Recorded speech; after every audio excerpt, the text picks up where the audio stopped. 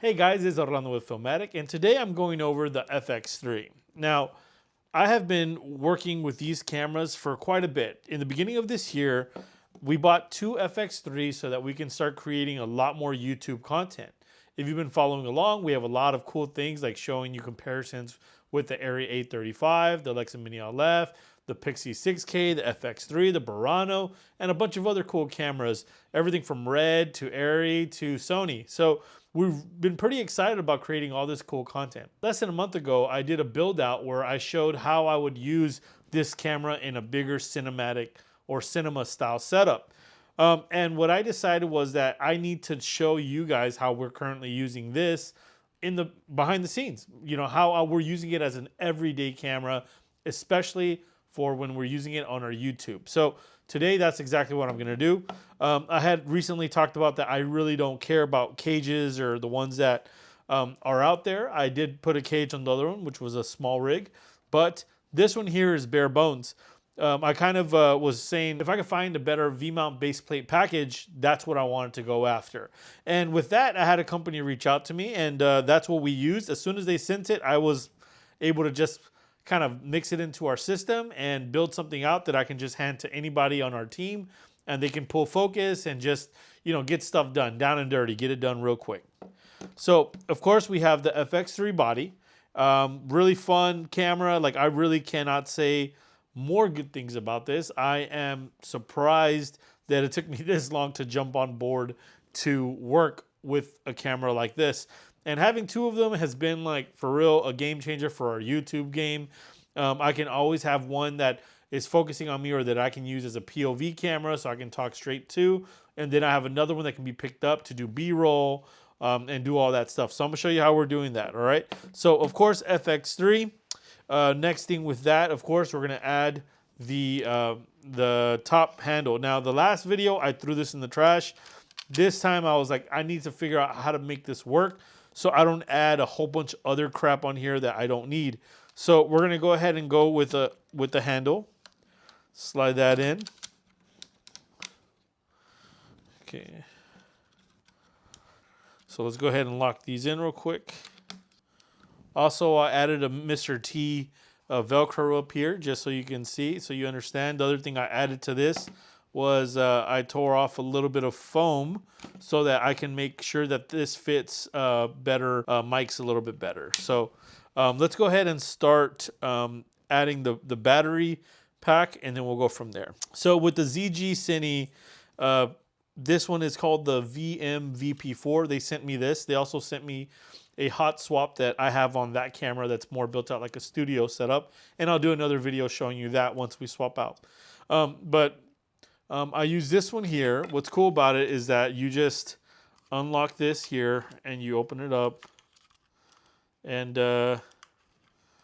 it just lays like that. And then you can unlock this part here and bring that out however you need to. Now, I don't trust this part, so I just kind of leave that locked and lock that as well. And it came with a little adapter like this, base plate. So I'm going to go ahead and add that now.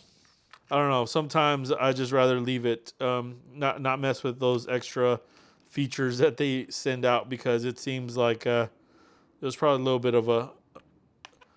I think they could have made this like a rail system, but I think they have a rail system base for it too. And this is meant to do it something more lightweight. So this is cool because you just literally slide this on. Oh, let me unlock that. Slide that in, boom, locked in, and hey, you got a base plate, you know? And right now it's moving because I need to lock it tighter. But if I want to take out the screen, I can slide this back. Oops, sorry, unlock that. I can slide this part back. I just open that, slide back, take out the screen here, unlock this real quick, go back. And I'm going to leave it most likely something like that anyways. And sandwich it, give me a little bit of room. And that feels pretty good there. So you can see from both sides. Yeah, I mean, it's simple, right? It's super simple. I added this Mutiny little I/O thing that I can peek here at any time to see how much battery I have left, and I'll show you that functionality and that one just goes into a D-tap. And like this build is not power hungry, so you can just add what you need there.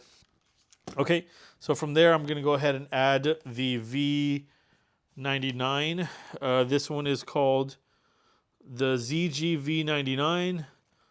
It's a 14.8, 6800 milliamps, 99 watt hours. Yeah, I mean, I'm pretty surprised. They charge really quickly.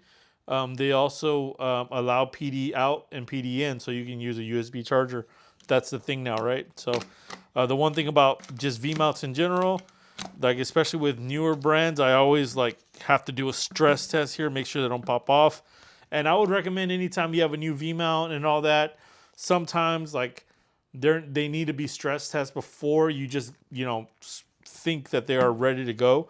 I have had them pop off because I didn't seat them well. So make sure they're well seated, and then unlock them and seat them again if you want, and make sure that they're just set.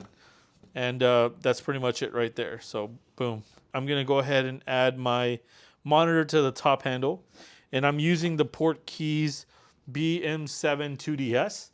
And the reason why I'm using this one is because it has a lot of features in it that I've been using lately, that allows me to connect via Wi-Fi to the monitor, to the camera wirelessly into the monitor, and then I can change things as I'm working, which it's always awesome to have. So let me install that real quick, and I'm using a couple things that I put together to be able to make a cool little tilt for myself that feels just a little bit more, just feels a little stronger than what I'm used to here. So let's go ahead and lock that in real quick. Now, I don't like this handle, and I don't know, it feels like it's a little janky, but because it's lightweight, like that's the reason why I do like it. It's like it's not a bad handle. It's just like I'm used to having like super heavy rigs, and this one, like I still want it to be light because I want anyone to be able to pick it up. My wife has been helping me shoot a lot of the BTS stuff, and I can just hand her this camera and she's not fatigued all day with it, just depending on what lenses we put on there, because right now we're using a pretty heavy lens on that setup. Okay, so now it's going from camera here. We have a PD out on this one here that I can just connect here. So they also send these cool orange cables, which I don't know if I'm going to keep them. I'm pretty sure I'm going to go ahead and skinny all this stuff down because I feel like there's a lot of extra slack on all these cables, and I don't really like that. So I'll probably end up getting like custom cables or finding like super short cables that just work, and then just always leave it like connected like that. So, I can bring this back just a little bit. And like this one here, see, like I don't like that that's touching there. So I can just grab from here, instead go straight into the camera, into the battery, and I'll go up and out from there if I need to.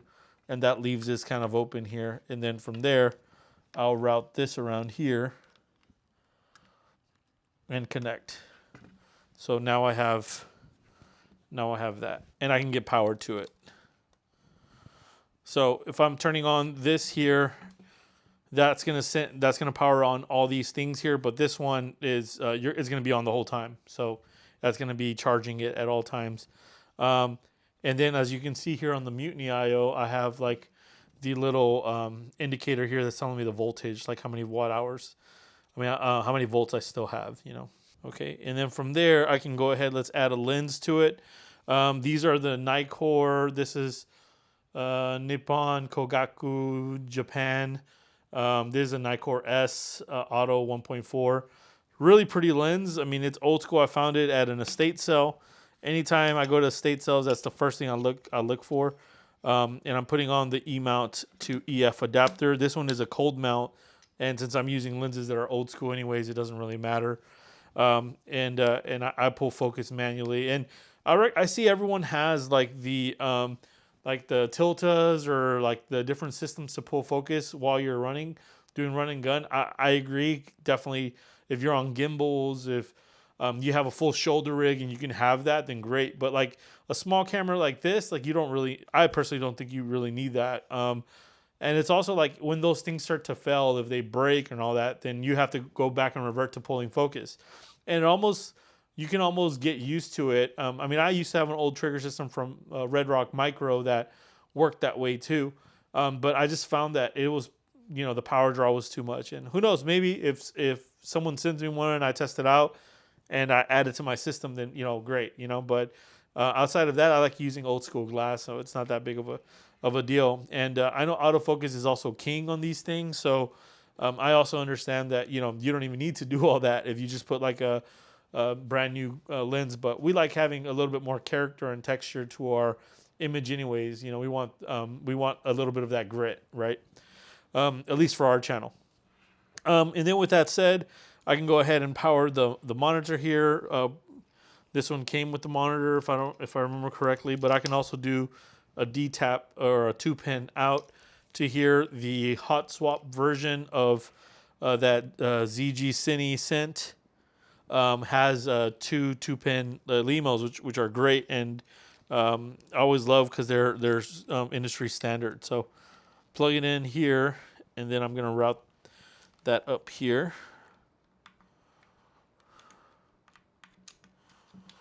You can see that here.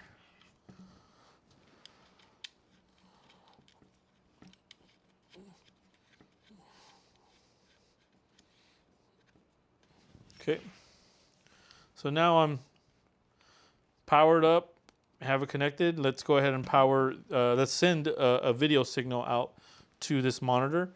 And I have these from the Hyperthins, which I've loved for a long time, but now I'm feeling like they're just a little bit too long, and they don't have they don't have super small ones, super small length ones or short length ones. So this will do. Okay. So now I have these here. So I can almost imagine this tidier with, smaller cables and stuff. But already we have the monitor connected. We have the HDMI, the power. So signal and power is connected here. The next thing I want to show y'all is the Rode mic. This is, I think, the Video Mic Go 2. So Rode sent me this when I was doing a lot of stuff with like iPhones.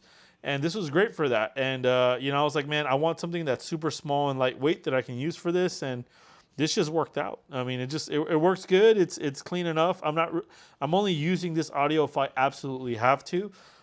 So this isn't my primary mic. I'm always mic'd up via my Tentacle system, which it's like one of these here. And then I have a really expensive mic, which is a Sanken the COS 11, that I've had for going on like 8 years. Oh no, about 5 years.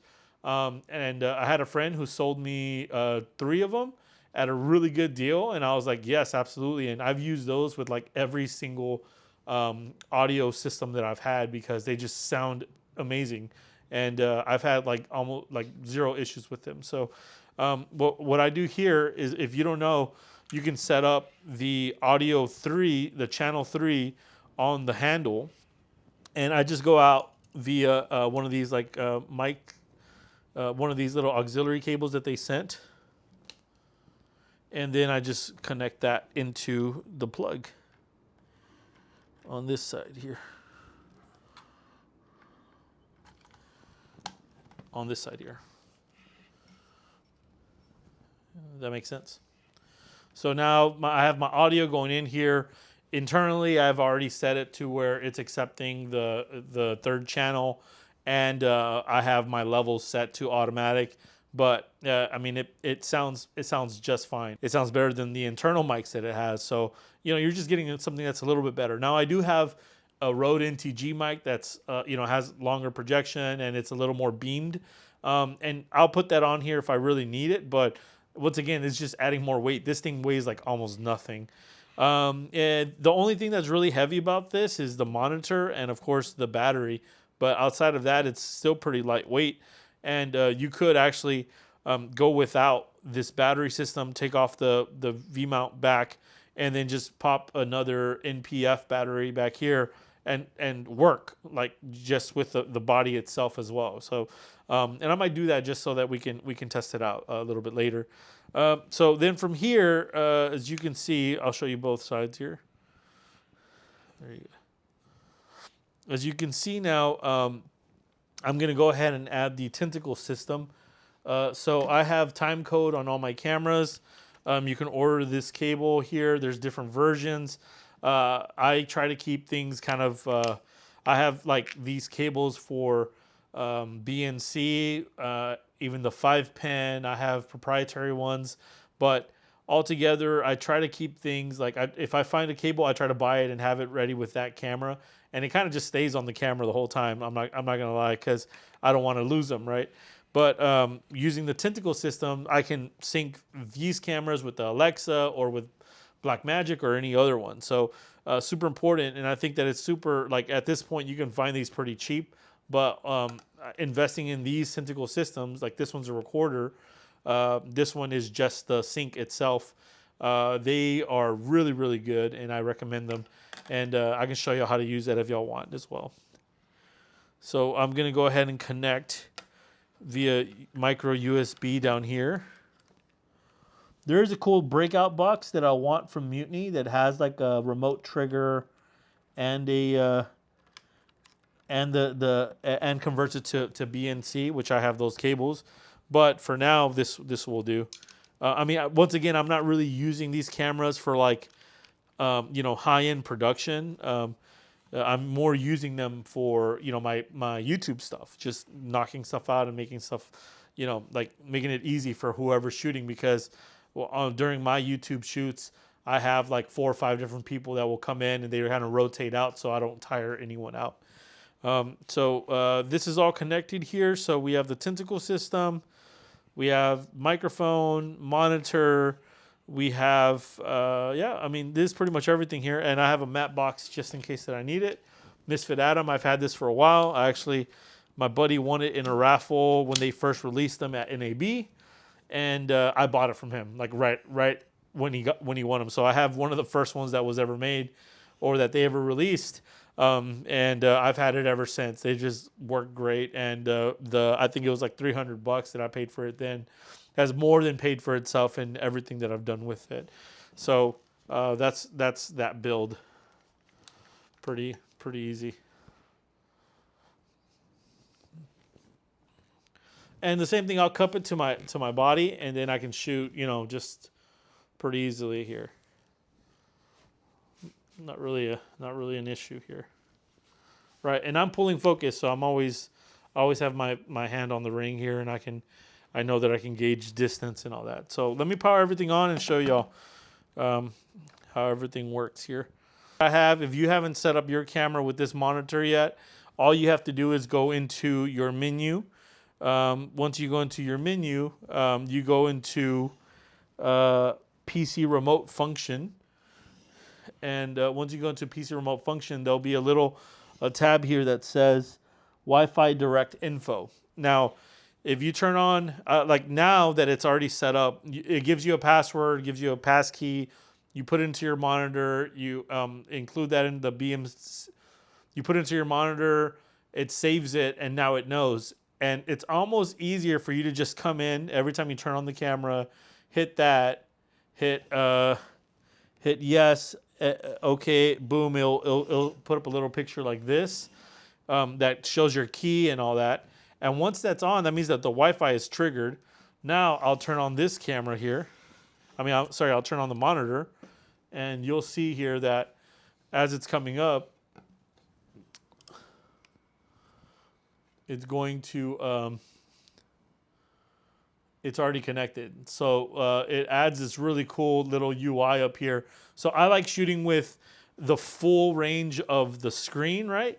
And something that kind of sucks about the FX3 right now is that, unless you guys know, the menu, the display system just is, like, it sucks. It does like a square thing. And well, let's just show what I'm talking about. So if I go to menu, so if I do HDMI info display, right, I get this.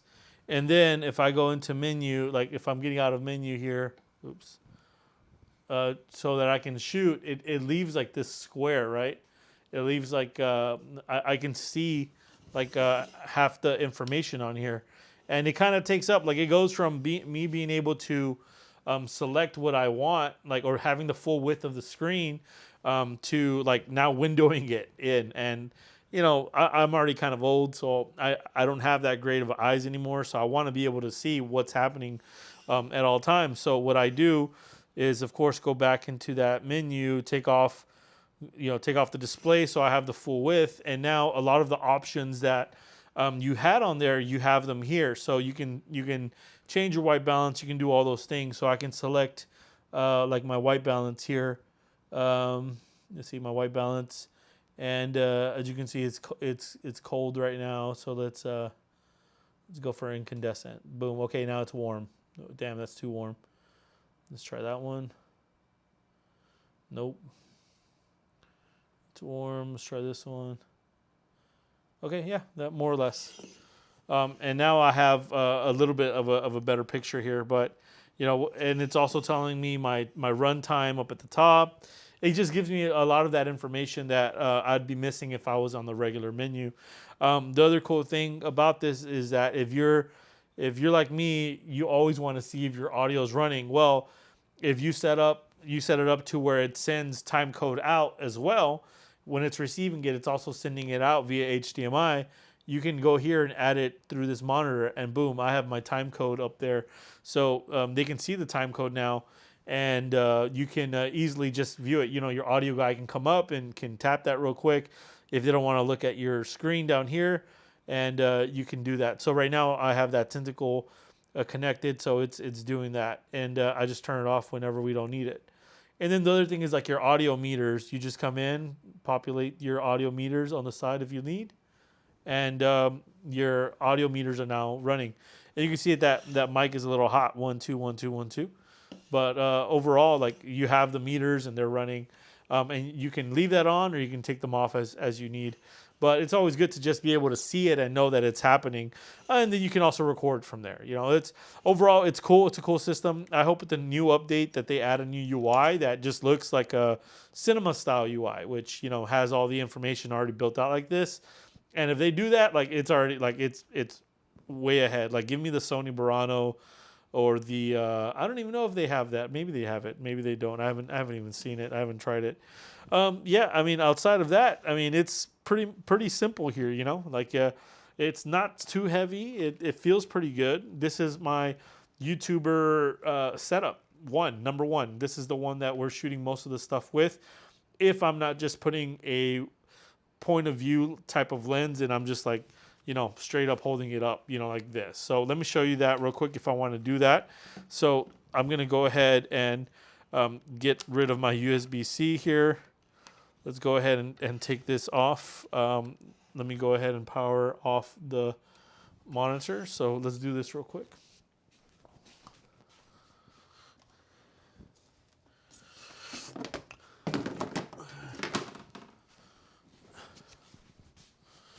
Okay. All right, so I'm gonna go ahead and take this base plate off here. So let's take off this V mount. Okay, so really the only thing I'm powering with the V mount is the monitor and the camera. Like it's keeping it charged all day. But if you have a lot of batteries, then you can just do that. So I'll just grab one of these, the MPF, plug this in here, plug that in right there, and power that up. And I can get rid of this one here too.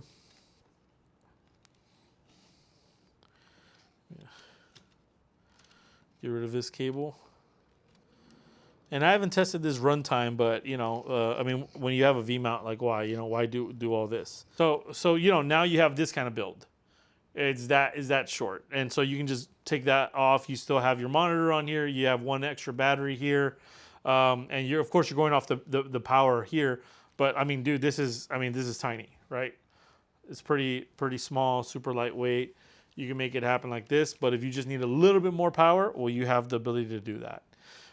Yeah, I mean, this is my build. Let me know what y'all think of it. if you like this kind of builds, like I'm always testing builds out and doing creative stuff, and I'll just keep adding things like that because it's just fun. Like this is part of the fun of what we do, right? Being able to create these kinds of builds and do cool stuff. So pretty excited that you guys are with us checking this out. Let me know if you have any questions or if you want to know like exactly how to do the menus and stuff on this. I'll be more than happy to show you how to do it on the port keys. With that said, like, subscribe, keep following. I'm going to be dropping more FX3 stuff as I'm learning it, and I'll be sharing that with you. If you haven't checked out my other channels that show a little bit more higher end equipment, check out those videos. I think you'll enjoy them. All right, like, subscribe. We'll be talking real soon. Take care. Peace. Yay. Hey. Yeah.